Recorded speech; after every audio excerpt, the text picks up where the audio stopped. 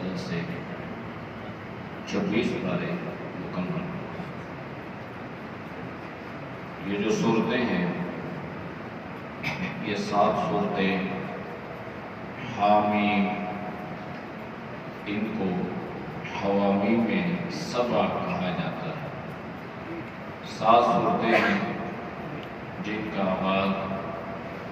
حروف مقطعات میں سے حامیم کے ساتھ ہے، اور آپ جانتے ہیں کہ یہ جو حروف مقطعات ہیں جو الگ الگ پڑھے جاتے ہیں، ان کے معنی اور مراد اللہ اور اس کا رسول ہی جانتا ہے۔ راز ہے قیامت والے دن اس راز سے پردہ اٹھایا جائے۔ احقاف میں اللہ نے کچھ آخرت کا ذکر فرمایا، اس میں کچھ قول ایسا ہے کہ وہاں آخرت میں کافر اہل ایمان لوگوں سے کہیں گے وَقَالَ الَّذِينَ كَفَرُوا لِلَّذِينَ آمَنُوا لَوْ كَانَ خَيْرًا مَا سَبَقُونَا إِلَيْهِ۔ قرآن کریم کا یہ اعجاز، یہ معجزہ، قرآن کریم آنے والے حالات کا پس منظر بیان کرتا ہے، اور بالخصوص اہل جنت اور اہل جہنم کا ذکر، اور ان کی آپس کی جو گفتگو ہوگی، بات چیت ہوگی، اللہ اس کا بھی ذکر فرماتا ہے۔ لہذا اہل ایمان کافروں سے یہ کہیں گے کہ اللہ نے یہ مقام، مرتبہ، عزت آج ہمیں جو عطا فرمایا ہے، اس کی وجہ یہ ہے کہ ہم نے دنیا میں اسلام قبول کیا، اللہ کو اپنا رب تسلیم کیا، پھر اس کے بعد ہمارے اوپر بڑی مصیبتیں آئیں، بڑی پریشانی آئی، بڑے مصائب و آلام کا ہمیں سامنا کرنا پڑا۔ لیکن کیا ہوا کہ ہم ان مصائب میں گھبرائے نہیں، ہم ڈگمگائے نہیں، ہم نے استقامت کا مظاہرہ کیا۔ لہذا اللہ نے اس استقامت، اس بہادری، اس دلیری کے بدلے میں ہمیں یہ جنت کا گھر عطا فرمایا ہے۔ اس لیے اللہ نے انسان کو دنیا میں یہ وصیت فرمائی ہے کہ انسان دنیا میں جس کا اس کے اوپر حق ہے وہ اس کو ادا کرے، اور بالخصوص حقوق میں سب سے مقدم حق والدین ہے۔ وَوَصَّيْنَا الْإِنسَانَ بِوَالِدَيْهِ إِحْسَانًا۔ ہم نے انسان کو اس بات کی وصیت کی ہے کہ وہ اپنے ماں باپ کے ساتھ احسان کرے، نیکی کرے، اچھائی کرے، اور ان کے لیے دعا کیا، ربی اوزعنی ان اشکر نعمتک التی انعمت علی وعلی والدی۔ اے اللہ تیرا شکر ہے، ہم تیری شکر کی ادائیگی کرتے ہیں اس بات پہ جو نعمت، جو احسان تو نے ہمیں عطا فرمایا، اور ہمارے ماں باپ کو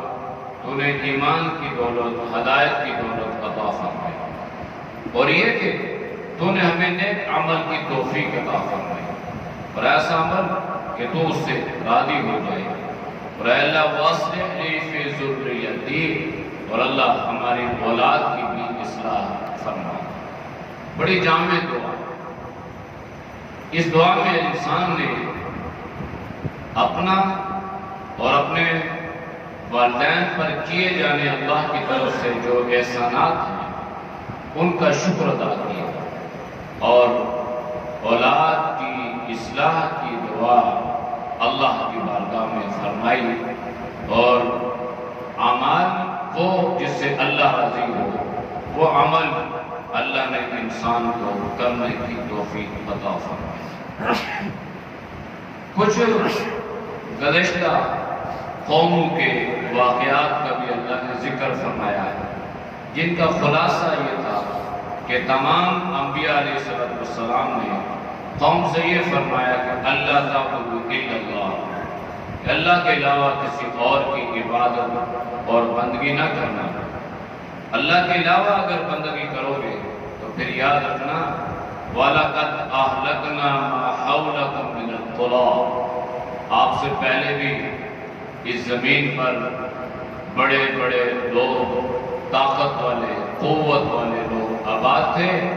اللہ کی نافرمانی کی تو اللہ نے ان کو پکڑا۔ مختلف عذاب ان قوموں پر جو اترے، اللہ نے قرآن میں اس کی تفصیل کو بیان کیا۔ اس سورت کے آخر میں اللہ نے فَاصْبِرْ كَمَا صَبَرَ أُولُو الْعَزْمِ مِنَ الرُّسُلِ، اللہ نے آپ صلی اللہ علیہ وسلم کو فرمایا کہ یہ جو مصیبتیں، پریشانیاں آپ کو آ رہی ہیں ہماری نظر میں ہیں، ہم دیکھتے ہیں جو آپ کے دل پہ گزرتی ہے، اور آپ اس قوم کے بارے میں اتنی حسرت کرتے ہیں، آپ اتنے پریشان اور اتنے دکھی ہوتے ہیں۔ فَلَا تَذْهَبْ نَفْسُكَ عَلَيْهِمْ حَسَرَاتٍ، ہم یہ محسوس کرتے ہیں کہ کہیں اپنی قوم پر آپ دکھی ہونے کی وجہ سے آپ اس دنیا سے چلے ہی نہیں۔ فَلَا تَذْهَبْ نَفْسُكَ عَلَيْهِمْ حَسَرَاتٍ، یہ حسرت، یہ تمنائیں، یہ آرزویں جناب نبی کریم صلی اللہ علیہ وسلم کو دیں کہ میں تو اس قوم کا بھلا چاہتا ہوں، میں اس قوم کا نفع چاہتا ہوں، میں اس قوم کو خیر کی طرف بلا رہا ہوں، اچھائی کی دعوت دے رہا ہوں، لیکن یہ قوم برائی پہ اتر آئی ہے، ضد اور ہٹ درمی پہ اتر آئی ہے، اور میرے بارے میں یہ قوم ایسی ایسی باتیں کرتی ہے۔ تو اللہ نے فرمایا فاصبر، آپ صبر کریں، کما صبر اولو العزم من الرسل، جس طرح اولو العزم انبیاء علیہ السلام نے صبر کیا، آپ بھی صبر کریں، اس لیے کہ یہ جو پریشانیاں آپ پہ آ رہی ہیں یہ پہلے بھی آئی، آئندہ بھی اہل ایمان کو اللہ آزماتا رہے گا، تاکہ اہل ایمان بھی آپ کے نقش قدم پہ چلتے ہوئے استقامت کا پہاڑ بن جائیں اور صبر کا کوہ گرام بن جائیں۔ اس لیے اللہ نے اہل ایمان کو صبر کی تلقین فرمائی۔ وَلَا تَسْتَعْجِلْ لَهُمْ، آپ نے بددعا دینے میں جلدی نہیں کرنی، بے صبری کا مظاہرہ نہیں کرنا۔ یہ قوم ضد بھی کرتی ہے، آپ صلی اللہ علیہ وسلم کی دعوت کو ٹھکراتی بھی ہے، اور ساتھ یہ کہتی ہے کہ ہم تو جھوٹے ہیں بقول آپ کے، تو ہمارے اوپر تو اللہ کا عذاب آنا چاہیے، لہذا آ نہیں۔ اللہ نے فرمایا کہ ان لوگوں کی باتوں کو سامنے رکھ کے کہیں ایسا نہ ہو کہ آپ کی زبان نبوت سے کوئی بددعا نکل جائے، یہ ہلاک ہو جائے، لہذا وَلَا تَسْتَعْجِلْ لَهُمْ، ان کے بارے میں آپ نے جلدی بھی نہیں کرنی۔ سورہ محمد قرآن میں 4 مرتبہ جناب نبی کریم صلی اللہ علیہ وسلم کا لفظ محمد، نام محمد آیا، اور ایک مرتبہ لفظ احمد، نام احمد آیا۔ آپ صلی اللہ علیہ وسلم کہ یہ 2 مشہور اور معروف نام۔ آپ نے فرمایا اہل زمین مجھے محمد کے نام سے جانتے ہیں، اور اہل آسمان مجھے احمد کے نام سے جانتے ہیں۔ مادہ دونوں کا ایک ہے کہ ساری کائنات مل کر جس کی تعریف کرے۔ اہل لغت نے لکھا ہے، لسان العرب میں کہ ساری کائنات مل کر تعریف کرے، تعریف ختم نہ ہو تو لفظ محمد بنتا ہے، تعریف ختم نہ ہو۔ اللہ نے تعریف قرآن میں آپ صلی اللہ علیہ وسلم کی فرمائی ہے، یہ پورا قرآن جناب نبی کریم صلی اللہ علیہ وسلم کی تعریف ہے، اور 22 سال اور کچھ ماہ اللہ کو یہ تعریف بیان کرتے ہوئے لگے۔ تو اس میں لفظ محمد، سورہ محمد میں لفظ محمد آیا ہے، اور اس میں بھی اللہ نے الذین کفروا وصدوا عن سبیلہ، جو لوگ کفر کرتے ہیں اور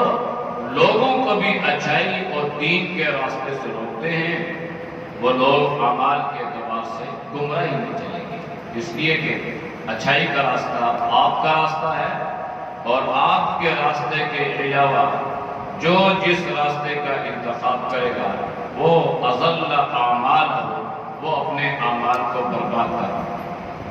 لہذا وہ لوگ جو ایمان لائے اور اچھے اعمال کیے اور اس چیز پر ایمان لائے بما نزل علی محمد، جو محمد پر اترا گیا، قرآن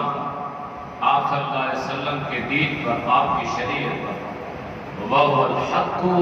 مِن رَبِّهِمْ، یہ اللہ کی طرف سے حق اور سچ ہے۔ یہ بہت سارے اعتراضات یا اشکالات جو جناب نبی کریم صلی اللہ علیہ وسلم کے بارے میں اہل مکہ کرتے تھے، اللہ نے جواب دیا، اور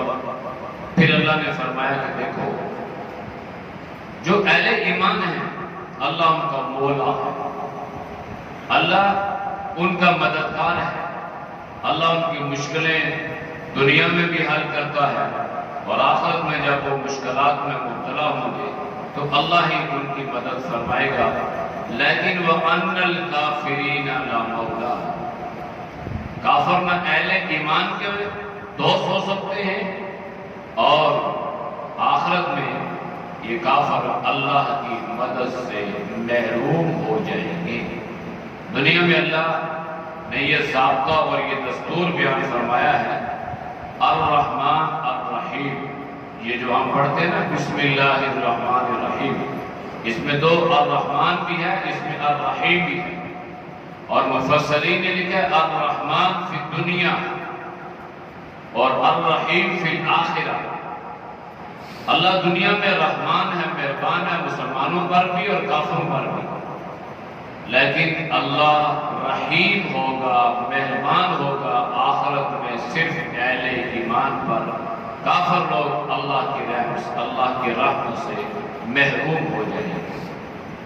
اللہ ان کو محروم فرمائے گا۔ لہذا اس میں اللہ نے اہل جنت کو ملنے والے انعامات اور جنت کی نعمتیں اور جنت کی نہروں کا بالخصوص ذکر کرتے ہوئے فرمایا، دیکھو یہ دنیا کی جو زندگی ہے نا، اس میں کبھی کبھی انسان بخل کا مظاہرہ کرتا ہے، انسان دوسروں کے لیے بخیل ہو جاتا ہے۔ اس سے مراد یہ ہے کہ ایک آدمی اگر یہ محسوس کر رہا ہے کہ یہ فلاں غلط ہے یا غلط راستے پہ جا رہا ہے، تو دوسرا انسان کہتا ہے ٹھیک ہے اس کو جانا دو، وہ تباہ ہو رہا ہے تو اس کو ہونے دو، تو یہ بخل ہے۔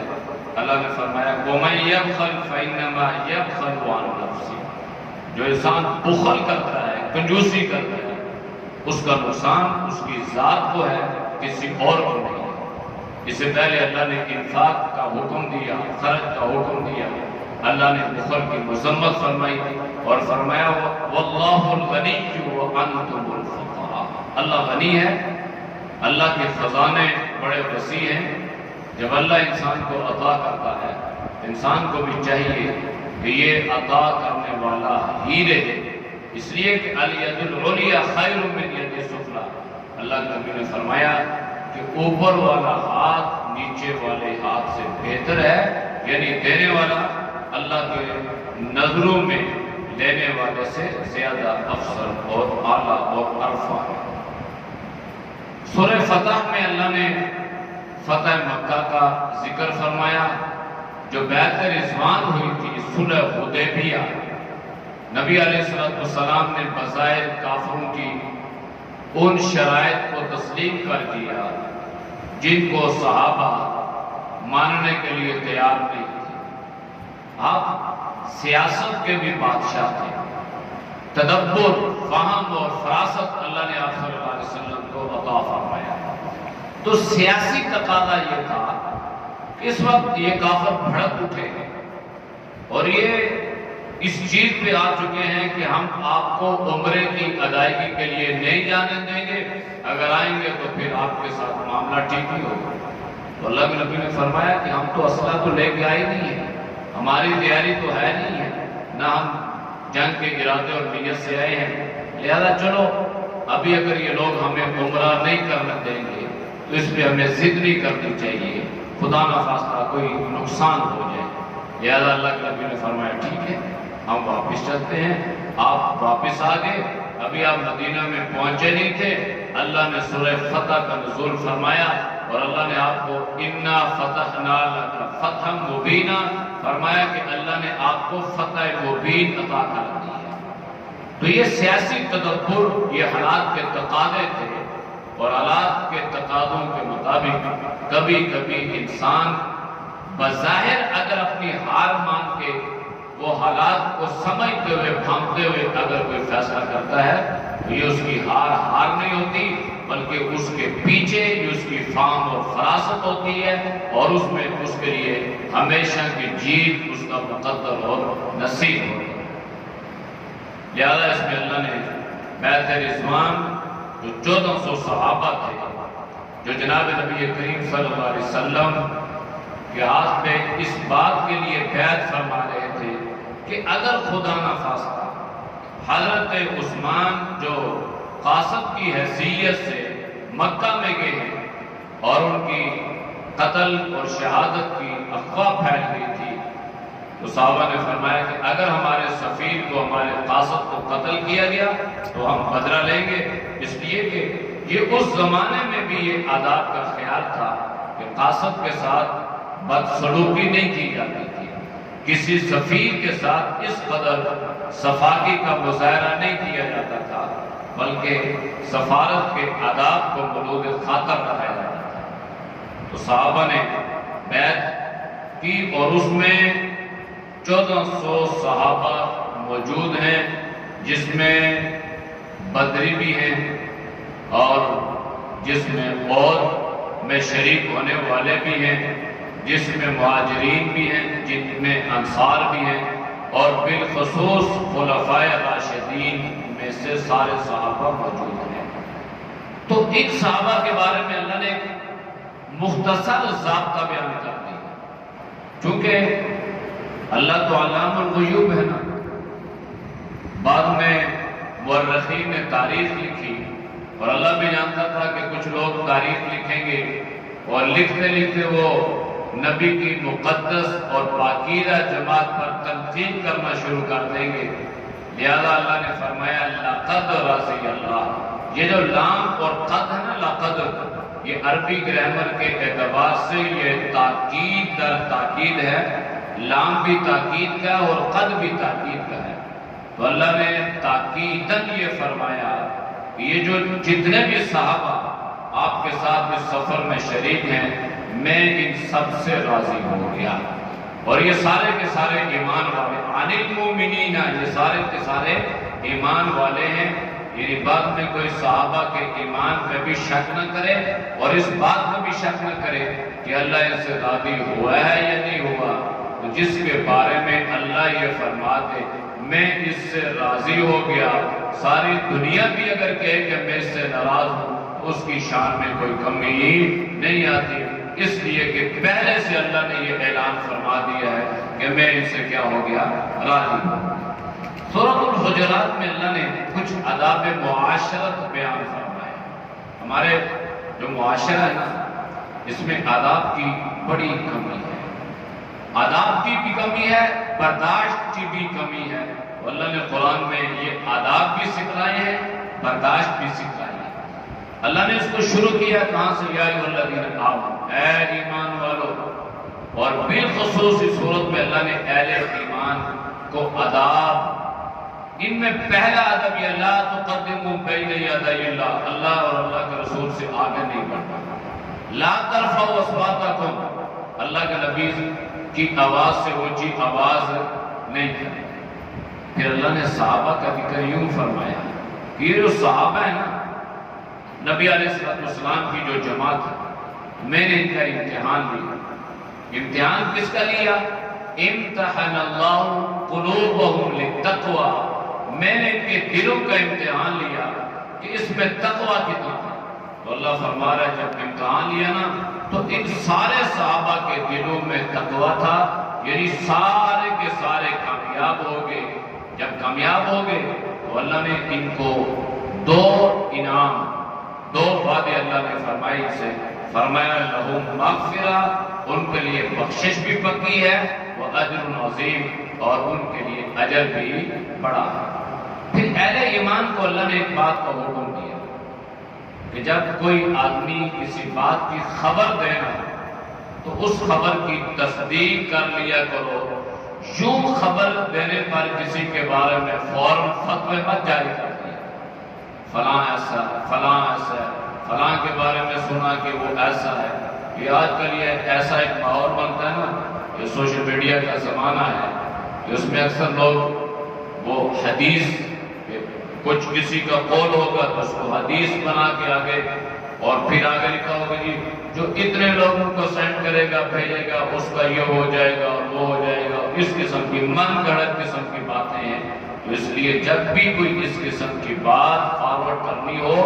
قرآن کی آیت ہو، حدیث ہو، قول ہو، اس کے بارے میں تصدیق کرنی ہے۔ پھر جب کسی کے بارے میں کوئی آدمی خبر دے یہ فلاں آدمی ہے، اس کا فلاں مذہب کے ساتھ فلاں مسلک کے ساتھ تعلق ہے، تو فرمایا یا ایھا الذین آمنوا ان جاءکم فاسق بنبأ فتبینوا، اے ایمان والو جب تمہیں کوئی فاسق آدمی کسی بات کی خبر دے تو یوں اس کو ہوا میں مت اڑایا کرو، بلکہ فتبینوا، تو اس کی تصدیق کرنی ہے۔ پھر کرتے کرتے اللہ نے آگے بہت ساری اس میں چیزوں کو، بہت ساری وصیتوں کو اور بہت سارے احکامات کو بیان کیا۔ ایک چیز اللہ نے ذکر فرمایا انما المؤمنون اخوہ فاصلحوا بین اخویکم، فرمایا کہ اہل ایمان جو ہیں یہ آپس میں بھائی بھائی ہیں، فاصلحوا بین اخویکم، اگر دو بھائی آپس میں لڑ جاتے ہیں، ناراض ہو جاتے ہیں، اگر خدا نہ خواستہ ان میں کوئی غلط فہمی پیدا ہو جاتی ہے، تیسرے کو اللہ نے تاکید فرمائی فاصلحوا بین اخویکم، تم ان دونوں کی آپس میں اصلاح کر دیا کرو، صلح کروا دیا۔ ہمارے معاشرے میں کیا ہے؟ ہمارے معاشرے میں یہ ہے کہ اگر ہمیں پتہ چل جائے نا یہ دو آدمی آپس میں ناراض ہیں یا ان کی آپس میں کوئی کھٹ پھٹ چل رہی ہے، کوئی ناراضگی چل رہی ہے، تو تیسرا اس میں منفی کردار ادا کرے گا، کہے گا نہیں وہ فلاں تو تمہارے خلاف یہ کر رہا تھا، وہ فلاں تو ایسا۔ اب بجائے یہ کہ ان کو قریب لائے، ان کی غلط فہمیوں کو دور کرے، صلح کا ذریعہ اور اصلاح کا ذریعہ بنے، یہ ان میں نفرتیں پیدا کرنے کا ذریعہ بن جائے۔ ایک حدیث سنا کے بعد ختم کرتا ہوں۔ ایک حدیث میں اللہ کے نبی نے فرمایا کہ اگر تمہیں کسی جنازے میں شرکت کا موقع ملے تو 1 کلومیٹر 1 میل، آپ نے فرمایا کہ اگر پیدل سفر ہو تو تم کوشش کرو جنازے میں شرکت کی، اس لیے کہ جنازے میں شرکت کرنا اس سے اللہ انسان کو ایک قرات یعنی احد پہاڑ جتنا ثواب عطا فرماتا ہے، اس لیے کہ کوئی آدمی ثواب سے محروم ہے۔ یہ اللہ کے نبی نے ترغیب دی ہے کہ اگر 1 میل پیدل سفر ہو اور جنازے میں شرکت کا موقع اللہ دے تو تم شریک ہو جاؤ، لیکن آپ نے فرمایا کہ جب دو مسلمانوں کی آپس میں صلح کروانی ہو، اس کے لیے 3 میل کا پیدل سفر تمہیں کرنا پڑے، تو اللہ کے نبی نے فرمایا کہ تم 3 میل پیدل سفر کر کے ان 2 مسلمانوں کو آپس میں جا کے جوڑ لو، ان کی صلح کرو۔ تو اس لیے اللہ نے فاصلحوا بین اخویکم، کہ تم اپنے بھائیوں میں غلط فہمیاں پیدا ہو جاتی ہیں، برتن آپس میں ٹکرا جاتے ہیں، اونچ نیچ ہو جاتی ہے، کبھی انسان غصے میں ہو جاتا ہے، اس لیے اللہ نے فرمایا بھائی بھائی ہیں، اگر خدا نہ خواستہ کوئی ایسا مسئلہ پیدا ہو جائے ان کی سلو کرواؤ، اللہ سے ڈرو، اللہ تمہارے اوپر رحم فرمائے گا۔ اللہ ہم سب کو ان باتوں پر عمل کی توفیق نصیب فرمائے۔